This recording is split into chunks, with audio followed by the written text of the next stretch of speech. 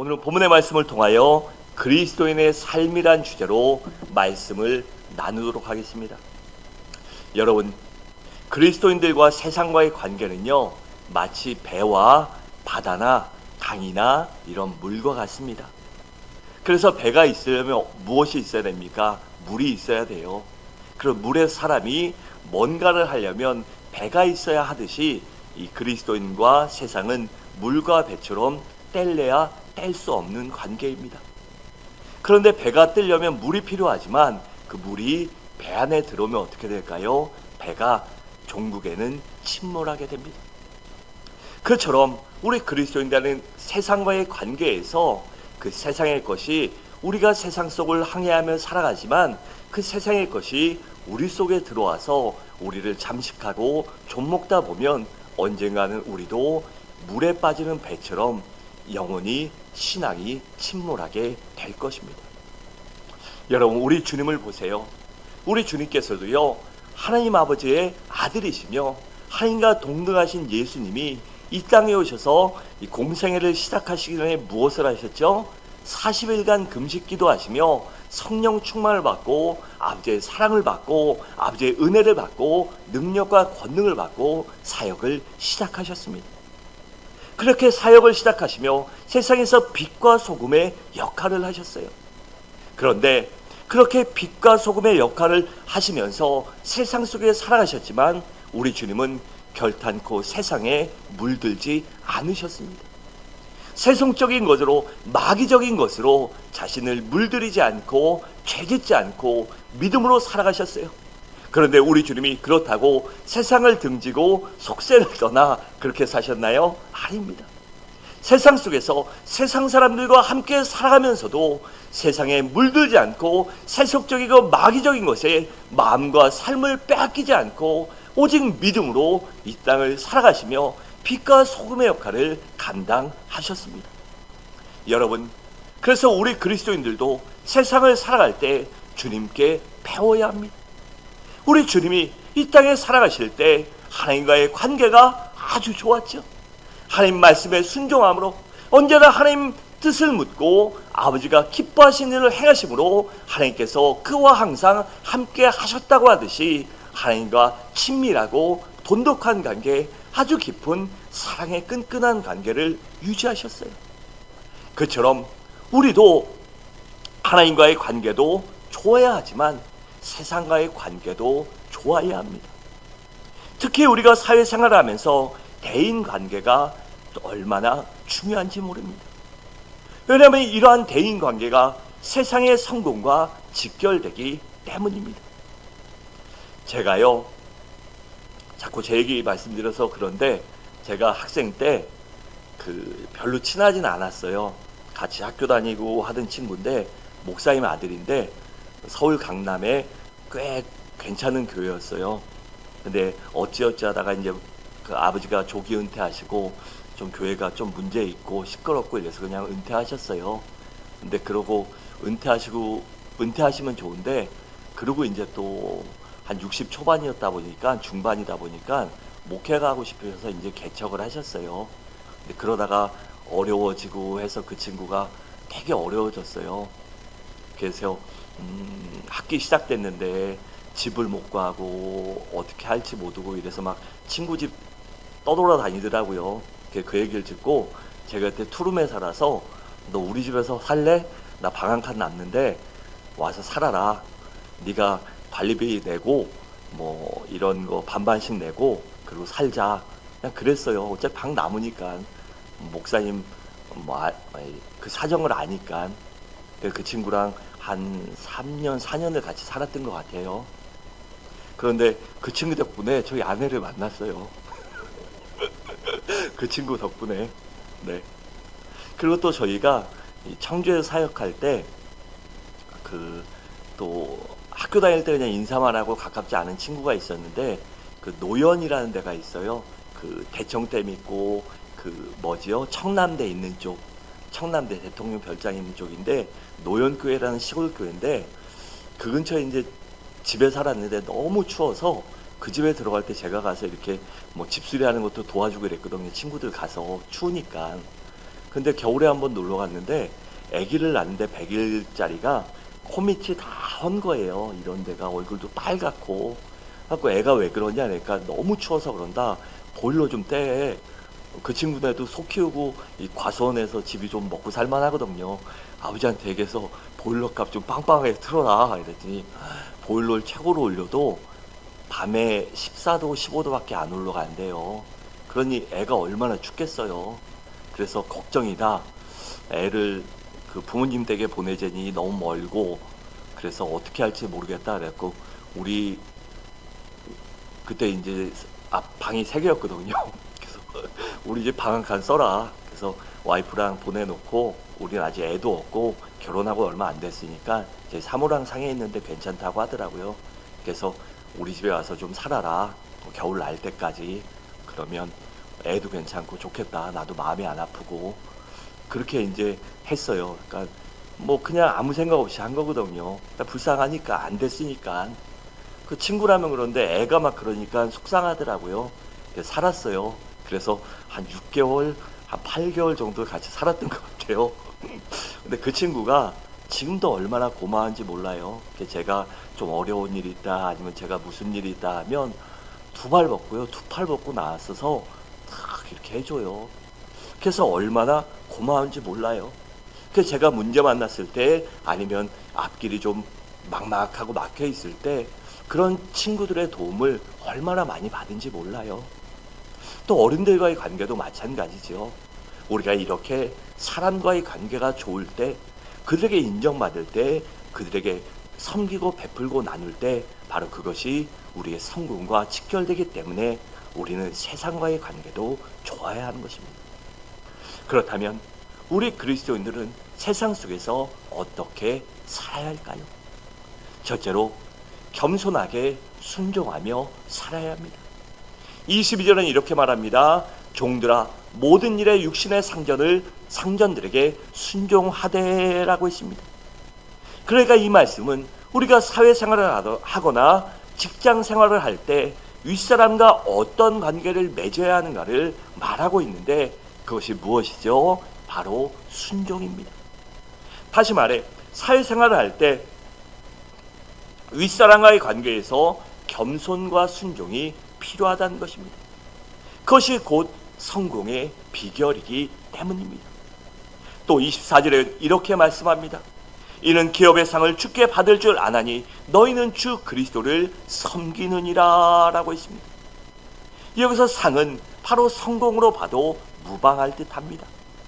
여러분, 겸손이 인격의 본질이라면 순종은 겸손한 자에게 나타나는 삶의 태도요 현상입니다. 그래서 겸손이 그 사람의 인격을 나타내고 순종은 그 사람의 삶을 나타내는 것입니다. 그래서 겸손과 순종은 항상 같이 가고요. 두 손 붙잡고 함께 동행하며 나아가는 것입니다. 겸손한 사람이 순종하지 않는 사람이 없고요. 순종하는 사람치고 겸손하지 않은 사람이 없기 때문입니다. 그러니까 겸손한 사람이 순종할 줄 알고 순종할 줄 아는 사람이 겸손한 사람인 것입니다. 그래서 잠언 18장 12절은 이렇게 말씀합니다. 사람의 마음의 교만은 멸망의 선봉이요 겸손은 존귀의 길잡이니라고 했습니다. 또 잠언 22장 4절에서는 겸손과 여호와를 경외함의 보상은 재물과 영광과 생명이라고 했습니다. 또 잠언 29장 23절에 보면 사람이 교만하면 낮아지게 되겠고 마음이 겸손하면 영예를 얻으리라고 했습니다. 바라온데 우리 모두 이렇게 겸손하게 순종하며 살아가시기 바랍니다. 둘째로 우리 그리스도인은 세상 속에서 성실하게 살아야 합니다. 22절과 23절은 이렇게 말씀합니다. 오직 주를 두려워하여 성실한 마음으로 하라. 무슨 일을 하든지 마음을 다하여 죽게 하듯 하고 어떻게 해요? 죽게 하듯 하라고 했습니다. 사람에게 하듯 하지 말라라고 했습니다. 그러니까 우리 그리스도인들이 사회생활을 할 때 필요한 것이 바로 성실이라는 것입니다. 여러분 성실을요 영어로 페이스풀이라고 합니다. 그런데 이 영어의 페이스풀은 여러 가지 의미를 갖고 있는데 거기에는 우리가 좋아하는 성령 충만이라는 의미도 있고요. 또한 성실, 충성 등의 의미를 여러 가지 의미를 내포하고 있습니다. 여러분, 어떤 사람이 믿음이 좋은 사람일까요? 바로 성실한 사람이 믿음이 좋은 사람입니다. 믿음이 좋은데 하나님 앞에 성실하지 않고 기도하고 예배드리고 말씀 보고 봉사하고 섬기고 구제하고 이런 일에요 성실하지 않다, 믿음이 좋은데 그렇다, 여불성설이에요. 그러니까 믿음이 좋으면요 성실하게 말씀 보고 성실하게 기도하고 성실하게 봉사하고 성실하게 섬기고 덕을 세운 일에 내 삶을 들게 되어 있는 것입니다. 그래서 믿음이 좋은 사람이 바로 성실한 사람입니다. 그리고 어떤 사람이 성실한 사람일까요? 그것은 바로 맡은 일에 충성하는 사람이 성실한 사람입니다. 그렇다면 충성스러운 사람이란 누구일까요? 그것은 바로 매사에 최선을 다하려고 노력하는 사람입니다. 여러분, 사람이요 각기 재능과 능력은 다 틀립니다. 하지만 그것을 그래서 잘 해내는 것이 중요한 것이 아니라 해내기 위해서 끊임없이 부단히 노력하는 것, 그것이 바로 성실한 사람, 충성스러운 사람의 삶의 태도이요 그리스도인의 신앙과 인격이 되는 것입니다. 그래서 부지런한 사람들이 매사에 최선을 다하는 사람이 되는 것입니다. 여러분, 오늘 본문을 보세요.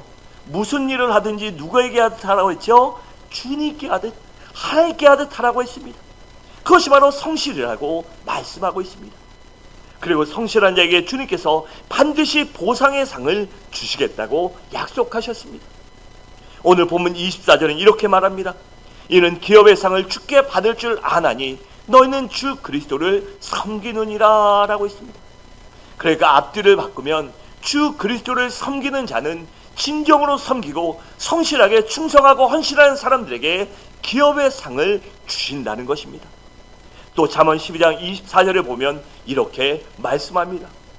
부지런한 자의 손은 사람을 다스리게 되어도 게으른 자는 부림을 받느니라고 했습니다.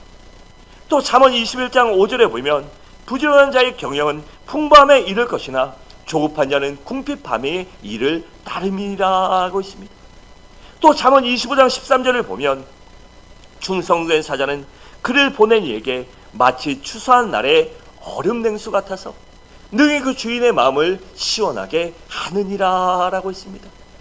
여러분, 그러니까 이 마지막 절 보면요 어떻습니까? 추수할 때 얼마나 덥고 힘듭니까? 그렇잖아요. 일하고 땀 빼고 막 힘들고 밖에 나가서 햇빛 아래 있는데 얼마나 힘들어요. 근데 예전에 냉장고가 없었잖아요. 근데 그때 얼음 냉수같이 딱 한 사발 들이키면요 얼마나 시원합니까? 상쾌해지고 기분이 좋아지고 스트레스도 날아가고 걱정과 근심도 순간 사라지게 됩니다. 그러니 하나님께서 충성된 사람들에게 이렇게 기쁨을 주시겠다는 것입니다. 여러분, 예화를 하나 들려고 하는데요. 이 고 강영우 박사님이라는 분이 있어요. TV에도 많이 나왔었죠. 10수년 전에. 그런데 그분은 시각장애를 갖고 있었어요. 그런데 시각장애를 갖고도 미국 장애인위원회의 정책 차관보까지 지낸 이 입지전적인 인물입니다. 그분이 하신 말씀 중에 성공을 위한 10가지 원리라는 이야기가 있습니다. 먼저는 역경을 도전의 기회로 삼아라. 역경을 긍정적인 관점에서 보고 도전하는 것이 승리로 향하는 첫 번째 단계다라고 했습니다. 그러니까 문제와 어려움이 있을 때 그것을 도전하고 뛰어넘기 위하여 노력하라는 것입니다. 다음으로는 인생의 장기적인 목적을 설정하라고 했습니다. 그래서 무엇이 되어 어떻게 사냐가 인생의 목적이 되어야 한다. 그러니까 꿈을 갖고 비전을 갖고 그냥 아이들이 초등학교 때 난 과학자 될래요, 대통령 될래요, 뭐 될래요, 연예인 될래요, 그게 아니라 구체적으로 어떻게 돼야 될지에 대해서 그것을 꿈을 가지라는 것입니다. 또한 자신의 존재 가치를 발견하라 합니다. 그래서 위기를 해결하기는 자신의 능력을 인식하면 삶의 새로운 의미와 목적을 발견할 수 있기 때문에 나의 존재 가치를 발견하라고 합니다. 또한 분명한 비전을 품어라고 말했습니다. 이 비전은 분명할수록 성취도가 높기 때문에 구체적으로 세워야 하는 것입니다. 또한 역할 모델을 가져라. 그래서 위인 중에서 이 역할 모델, 내가 되고 싶은 그런 위인을, 내가 닮고 싶은 사람을 찾으라고 합니다. 또 부모는 자녀들에게 이러한 삶의 본보기가 되는 역할 모델이 되어야 합니다. 또한 세계화 시대에 알맞은 가치관을 정립하라. 세계화 시대의 보편적인 가치는 빨리 배워야 한다는 것입니다. 여러분, 세상은요 지금 얼마나 급속하게 빠르게 변화되고 있는지 모릅니다. 여러분, 지금 과학이 발전하는 것, 그리고 기술이 발전하고 사회 구조가 바뀌는 것은요 지금 1년 바뀌는 것이 1900년대 초에 1800년대 같은 때는요 100년에 일어나는 그러한 발전과 발달들이 지금은 일주일에도 발전되고요 하고 있습니다. 그러니까 우리가 세계화 시대에 알맞은 가치관을 반드시 정립해야 하는 것입니다. 또한 동일한 가치를 추구하는 집단에 소속하라. 남은 생을 무엇을 해 어떻게 살 것인가는 분명한 목적 아래 신앙으로 맺어진 의도적인 친구를 만들어라 라고 했습니다. 그러니까 우리가요 이 세상 살아가면서요 세상 친구 좋습니다. 있어야 되죠. 그런데 그들과 너무 깊이 교제하면 서로 세상의 것이 들어오기 때문에 세상의 친구보다는 신앙으로 맺어진 친구를 의도적으로 만들라는 거예요. 그래서 내가 교회에서도 아니면 구역에서도 아니면 세상에서 믿는 친구들과 의도적으로 가까이 지내고 가능하면 그들과 좋은 말, 믿음의 말, 도전이 되는 말, 간증적인 말, 그런 것들을 함으로 도전받고 믿음을 가잡고 삶을 새롭게 가치를 정립하라는 것입니다. 또한 결코 포기하지 말아라 라고 했습니다. 여호와는 결코가 몇 번 있죠? 3번 있습니다. 그러니까 무슨 일을 만나든지 절대로 포기하지 말아야 한다는 것입니다. 그래서 최악의 상황에서도 가슴에 간직한 희망과 꿈을 포기하지 말아야 한다는 것입니다. 여러분, 요셉을 한번 보세요. 나쁘게 안 살았잖아요. 어렸을 때 아버지의 편애를 독차지해서 이 아버지가 어땠습니까? 형제들은요 그냥 일반 옷을 입히면 이 요셉이만 채색옷 색동옷을 입혔다고 그래요. 그러니까 요새 말로 이 형들은요 다른 형제들은 다 시장에서 사 입히는데 걔는 머리부터 발끝까지 메이커로 쫙 도배하고요 사달라는 거 다 사주고 얘기만 하면 그냥 다 들어줬다는 거예요. 그래 요셉이가 또 어땠습니까? 이 형제들 중에 이 어머니와 이모가 있었잖아요. 손이 이모, 라헬과 레아잖아요. 근데 이모에게서 난 자식들이 잘못하는 것은 아버지에게 고자질하지 않아요. 꼭 이모의 몸종이나 자신의 어머니의 종들이었던 그 여인에게서 출생한 형제들이 잘못한 것은 아버지에게 일러요. 왜? 큰이모한테 안 혼나니까. 그 사람들은 뭐라고 자기한테 할 수 없으니까 그렇게 합니다. 그러니까 그때까지만 해도 인격이나 신앙이나 별로 훌륭하지 않았어요. 그런데 고난을 당하며 단련되고 연단되죠. 그런데 살면서 보디발의 집에 가서는 결탄코 그런 잘못과 실수를 하지 않습니다. 그런데 그가 2번씩이나 어려움을 당하죠. 그때 그는 어떻게 합니까? 꿈을 포기하지 않았습니다. 삶을 포기하지 않았습니다. 죽겠다, 어렵겠다 이게 아니라 난 왜 나에게 이런 일만 있느냐? 형제들이 나를 죽이려 하고 팔아먹으려 하고 그래도 내가 일어나서 내가 형제들한테 잘못했구나, 정신 차리고 똑바로 살았는데 왜 이런 누명을 쓰고 왜 억울한 일을 당하고 왜 이렇게 파렴치한으로 사람들에게 손가락질을 받게 되느냐? 이렇게 세상을 원망하며 요새 같으면 자살하지 않습니다. 요새는 얼마나 많은 사람들이 자살하고요 삶을 포기하고 그냥 아무것도 안 하고 그렇게 살아갑니까? 근데 요셉은 끝까지 그 꿈을 포기하지 않고 기도를 포기하지 않고 하나님이 나를 도와주신다는 믿음을 쳐버리지 않고 끝까지 믿음과 신앙을 지켰기 때문에 그가 그 꿈과 비전을 하나님이 그에게 어렸을 때 주신 형들의 단들이 아버지도 자기에게 절하는 그 꿈이 이루어졌던 것입니다. 또한 타고난 능력을 개발하라.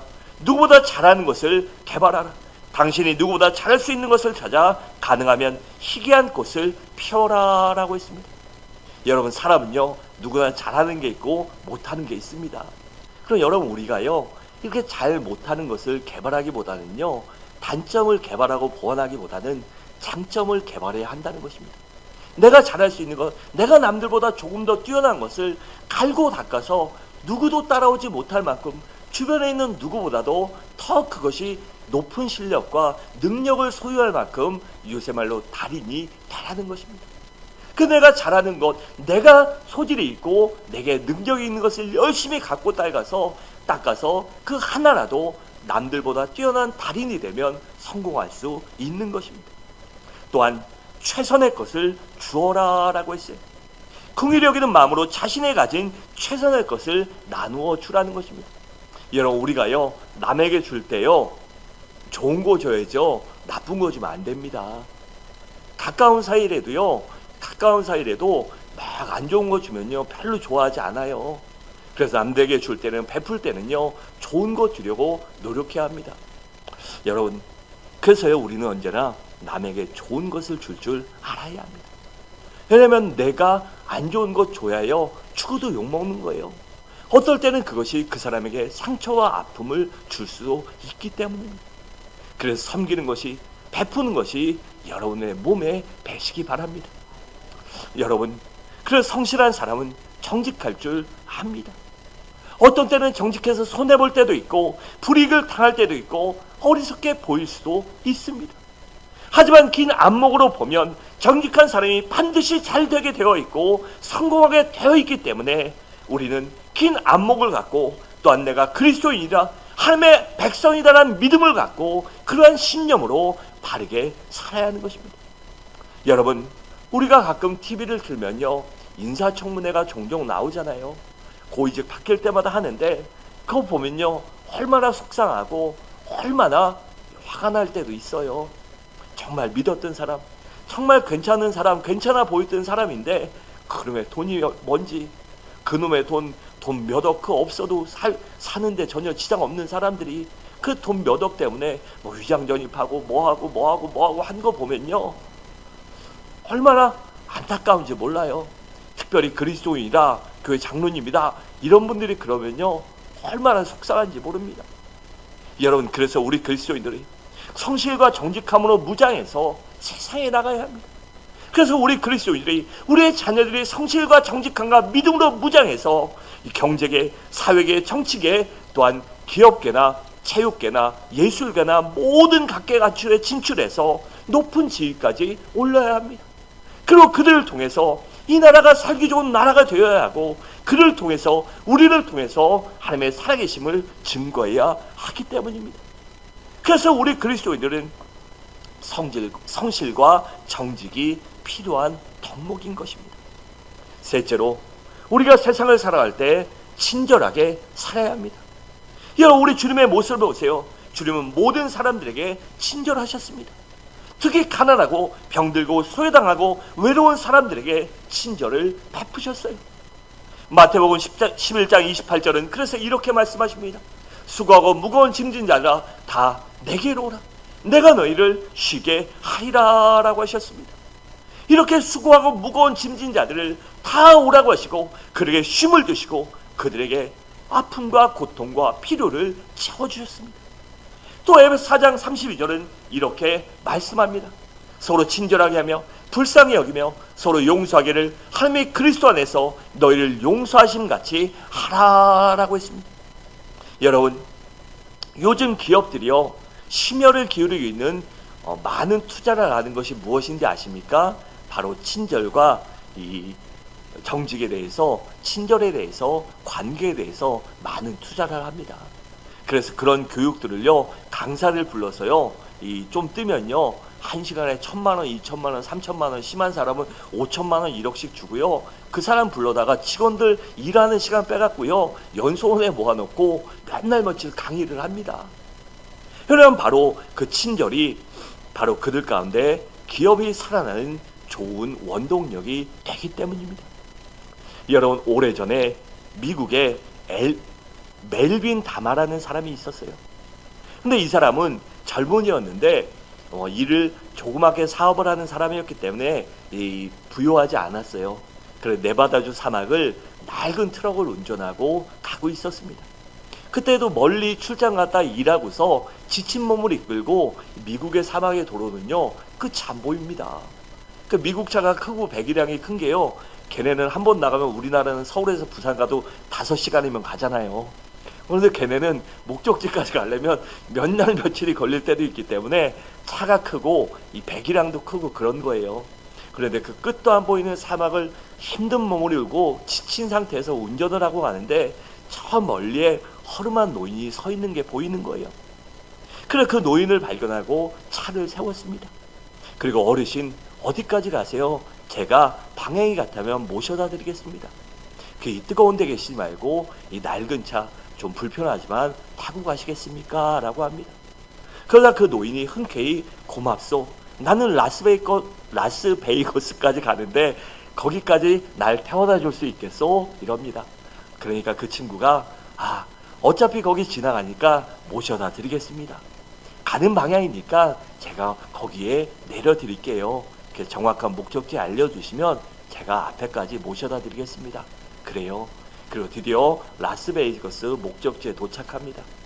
그러면 그 내리는 노인에게 고맙소 젊은이 이랬더니 그 친구가 25센트, 지금으로 하면 뭐 몇천 원, 돈 만 원 되는 돈을요, 그 어르신에게 어르신 가면서 차비에 조금 여비에 보태 쓰십시오 라고 그냥 그 돈을 줍니다. 허름한 노인이니까 거린이나 어려운 것처럼 생각하고 그 어른에게 그 작은 돈을 줍니다. 그 돈을 받은 노인이 고맙소. 그런데 당신 젊은이요, 명함 있으면 나한테 한 장 주겠소? 내가 혹시라도 당신을 찾을 일이 있으면 연락하고 싶어서 그렇소. 이랬더니 그 친구가 이 멜빈 다마가 자신의 명함을 건네줍니다. 그냥 거린이라고 아무것도 못할 것 같은 노인이라고 명함이 뭔 필요 있어? 이러고 안 준 게 아니라 여기 있습니다 라고 건네줍니다. 그리고 저는 그냥 어르신 별로 한 게 없어요. 그냥 가는 길에 모셔다 드린 것 뿐이니까 부담 갖지 마세요 하고 마음까지도 편하게 해줍니다. 그러다 그 노인이 당신은 멜빈 다마구만, 나는 하워드 슈즈라고 하네. 내가 일이 있다면 당신을 꼭 찾겠네 라고 그렇게 말하고 헤어지게 됩니다. 그리고 시간이 얼마 지나 멜빈이 그 일을 까마득해 모조리 잊었을 무렵에 어느 날 신문을 봤더니 멜빈 다마를 찾는 기사가 나옵니다. 그 기사의 제목인즉슨 세계적인 부호 하워드 슈즈 사망이라는 기사 타이틀이 메인에 걸렸고 거기에 자신의 이야기가 있었습니다. 그 이야기가 무엇이었는지 그 하워드 슈즈가 살아간 모든 재산의 16분의 1을 그 멜빈 다마에게 유언으로 남긴다는 소식이었습니다. 그런데 이 하워드 슈즈의 주변에는 멜빈 다마라는 이름을 가진 사람이 없지요. 당연히 아는 사람이 없지요. 둘만이 아는 이야기였습니다. 그래서 그것을 신문에 광고를 내고 멜빈 다마를 찾았던 것입니다. 그리고 멜빈 다마가 그 일을 생각하며 자신의 명함을 받고 갔을 때 그가 얼마를 받은지 아십니까? 이 하워드 슈즈가 그때 돈으로 약 25억 달러, 어마어마한 돈이죠. 25억도 많은데 2,500조 정도 되죠. 그 돈을 남겼으니 16분의 1이니까 약 1,500만 달러, 우리 돈으로 약 1,500억이나 되는 돈, 그 1,000원으로 계산했을 때고요.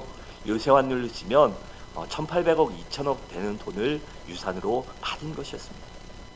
여러분, 멜빈 다마가 무심코 베푼 25센트의 진절이 약 6억 배가 되어 그에게 돌아온 것입니다. 여러분, 우리는 꼭 이런 유행이나 이런 걸 바라지 않더라도 그리스도인들은 어떠한 일에도 친절해야 합니다. 그래서 모든 사람들에게 선한 영향력을 끼쳐야 되고 그 사람들에게 그리스도인은 다르구나, 서부중앙교회 교인들은 다르구나 라는 그러한 인식을 심어줄 줄 알아야 합니다. 그것이 바로 우리 인생에도 성공의 비결이 되기 때문입니다. 마지막으로 섬기며 베풀며 살아야 합니다. 여러분, 우리 주님께서 오신 목적 중 하나가 바로 섬기기 위해 오셨습니다. 마가복음 10장 45절에 이렇게 말씀합니다. 인자가 온 것은 섬김을 받으려 함이 아니라 도리어 섬기려 하고 자기의 목숨을 많은 사람의 대속물로 주려 함이니라고 했습니다. 여러분, 그렇다면 섬김이란 무엇일까요? 바로 상대의 필요를, 상대가 원하는 것을 채워주는 것, 그것이 바로 섬김입니다. 여러분, 그렇기 때문에 타인을 섬기기 위해서는 무엇보다도 희생이 필요한 것입니다. 그리고 상대방에 상처 주지 않기 위하여 거부감을 주지 않기 위해서 겸손과 예의도 필요한 것입니다. 또한 상대방에 필요한 것이 무엇인가를 아는 지혜도 필요합니다. 왜냐하면 그가 필요하지 않는데 자꾸 주면요 고문입니다. 그렇잖아요. 또한 섬기기 위해서는 우리가 물질도 필요하고 건강도 필요하고요. 또한 재능도 있어야 하고 그런 모든 실력을 갖고 있어야 합니다. 돕고 싶은데 우리가 실력이 능력이 없다면 마음만으로 끝날 수 있기 때문입니다. 그래서 우리는 반드시 성공해야 하는 것입니다. 여러분, 섬기는 사람을 누가 싫어하며 섬기는 사람을 누가 옆에 두고 싶지 않겠습니까? 그래서 섬김과 베푸는 것이 성공의 비결이며 동시에 그리스도인의 삶의 방식이 되는 것입니다. 그래서 그리스도인들은 섬김이 몸에 배야 합니다. 또한 그러기 위해 끊임없이 섬기고 베푸는 훈련을 해야 합니다. 훈련하지 않고 노력하지 않으면 아무것도 몸에 뵐 수 없기 때문입니다. 여러분, 우리 그리스도인들에게 그래서 필요한 것이 바로 섬김과 나눔입니다. 사랑하는 성도 여러분, 말씀을 마치도록 하겠습니다. 우리 그리스도인들은 세상에서 빛과 소금이 되어야 하며 세상을 리드해 나갈 줄 알아야 합니다.